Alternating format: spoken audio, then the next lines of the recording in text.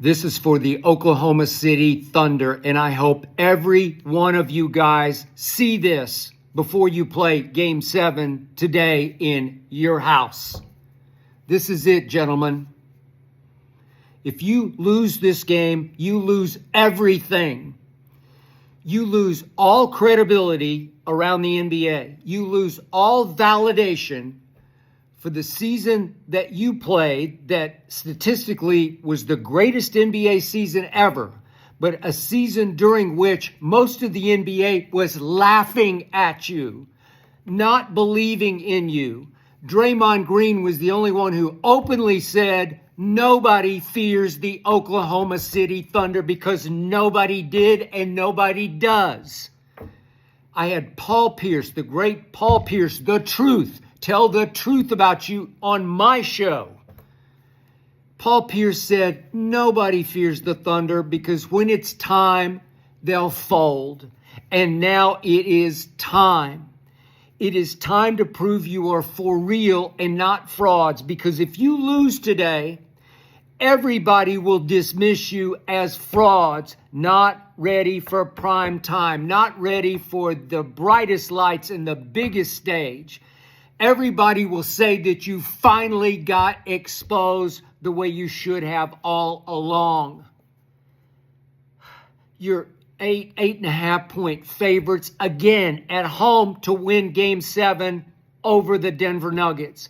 But you've now played 6 games against the Nuggets, and you've been prohibitively favored to win all 6. And only one time have you lived up. Only one time have you risen up and covered a point spread. It was Game 2 at home when you blew them away 149-106, and the NBA laughed because Denver came right back and covered and won and covered and won. 5 times out of 6 games, they covered the point spread and made Las Vegas and the odds makers look foolish. And you will look foolish if you lose to Denver today, especially now that Aaron Gordon has some kind of hamstring issue. I don't know. Jamal Murray was supposed to have been sick before Game 6 the other night. I don't know how sick he was, but he looked sick as in great sick to me, as in place sick, as in he was just sick. He scored 25. So is Aaron Gordon going to play? Listed as questionable. I don't even care. It shouldn't matter to you guys because you're better than this. You're better than you played in 5 of these 6 games against the Denver Nuggets. And now it has come to this. This is what you play for. You piled up all those wins, all those statistical advantages through the year where you annihilated the loaded Western Conference, and nobody cared except your fans, Thunder Nation, Thunder Up. And today, the NBA is poised to laugh at you, to scoff at you, to ridicule you, and say, we knew it all along, Thunder. They'll say you don't have enough scar tissue. They'll say you're just not made for these moments. And maybe they're right about that, because all I know, and remember, I'm coming at it from this perspective. I was born and raised in Oklahoma City. I did go away to Vanderbilt after my senior year of high school, never went back to live there. I got a lot of friends there, and I go back there once a year in the summer to play golf. I know Oklahoma City.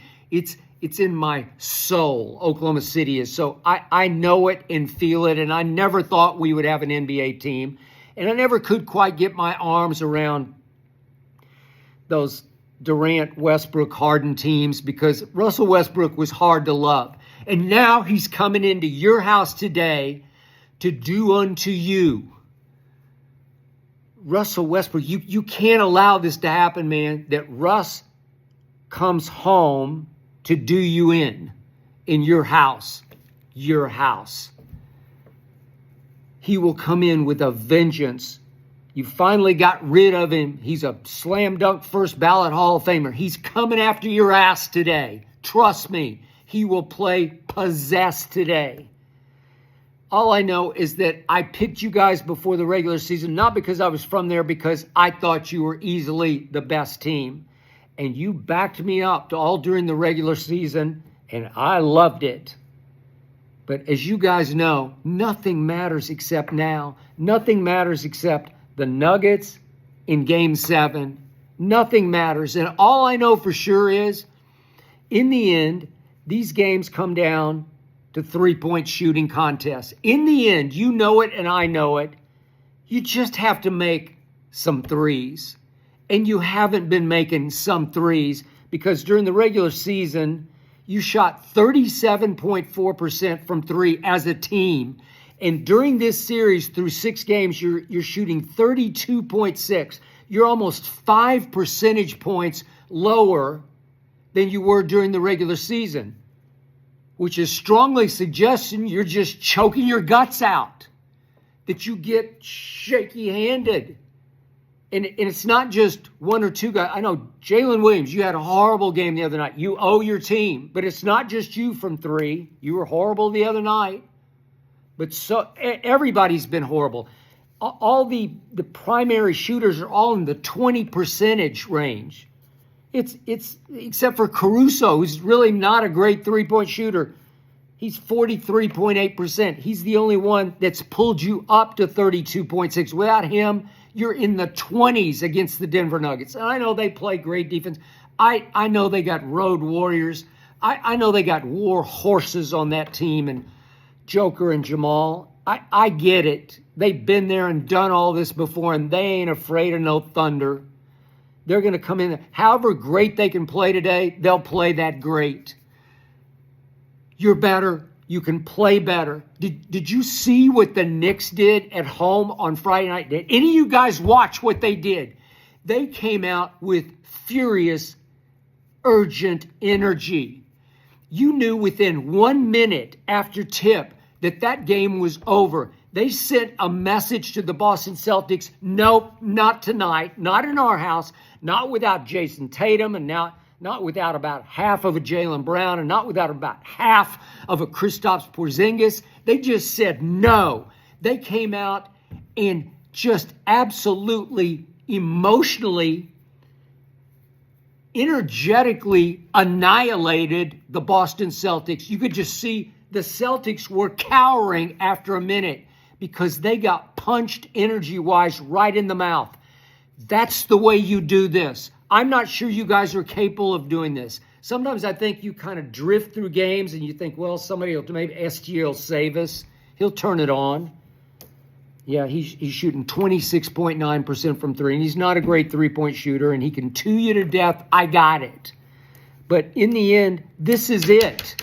This is, are you for real or are you frauds? Because if you lose this, if you come out flat and shaky-handed and one misses and then it gets contagious and another misses and then everybody's missing threes. We can't find it. We can't find the basket. The basket got a lid on it.